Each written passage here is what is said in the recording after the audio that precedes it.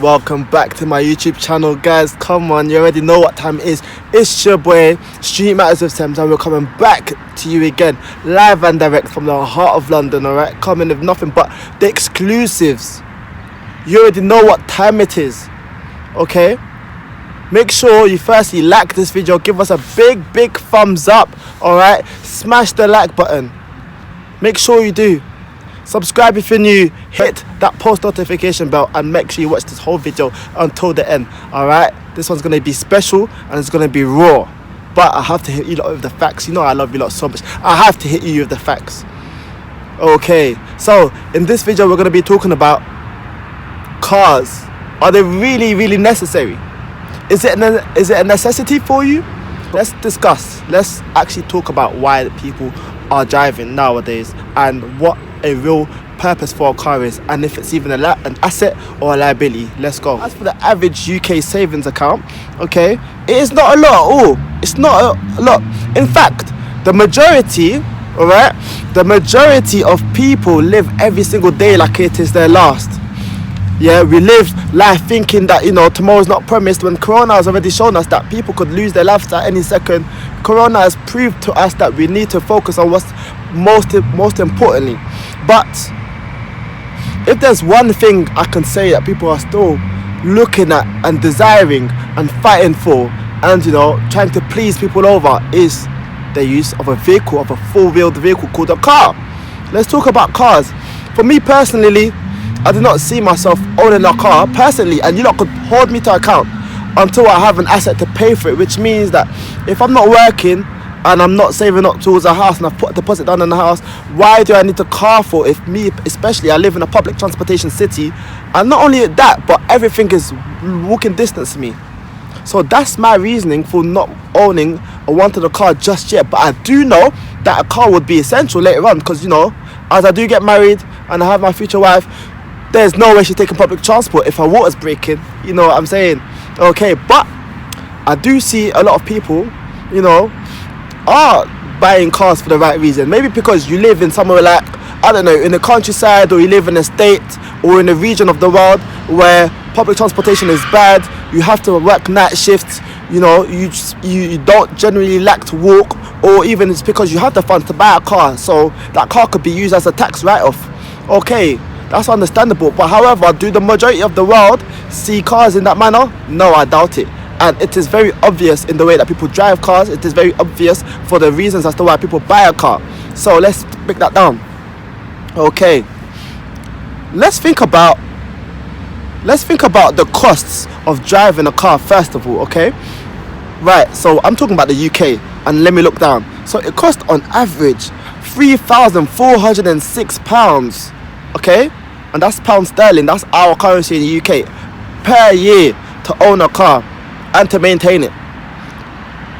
Add an extra £2,000 if you're paying finance, because you're gonna pay that car off plus interest and still have to maintain it. Okay, so that'll be £5,744 on average, guys. Okay, and I have got the statistics. I've got the statistics off an official website, by the way, if you ever wanted to go and look upon that for yourself.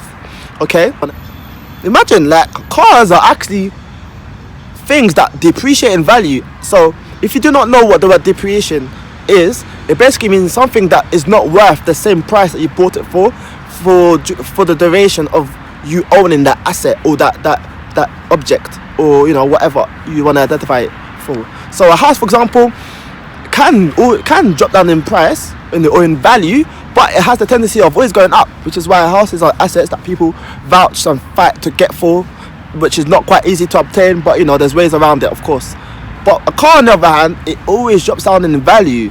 You know, you would not really be able to sell a car for higher unless, you know, you add some modifications onto it. I know some people who have been able to do so, but generally speaking, it goes down in value.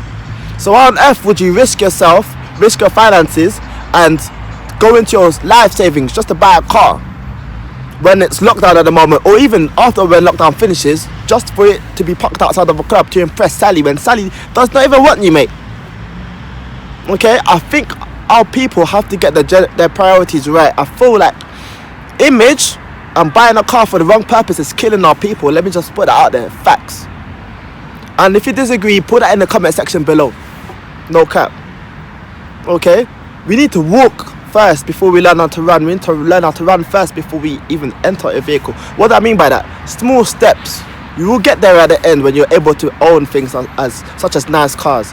You know, but let's make sure that our houses are in order first. That's what I'm saying. Cars for shopping, cars you just carry yourself down the road, to take yourself down the road by a vehicle. When you can have an e-scooter, you can have a bike, you can walk, you can jog. If it's for house shopping, you could have a van, a delivery van coming to your door. You know, you could actually walk down there and get a trolley to help you and assist you with your shopping. There's so much ways around it nowadays. But I do feel like cars are good, and I do aspire to have one in the future. A Range Rover specifically, in case you're asking.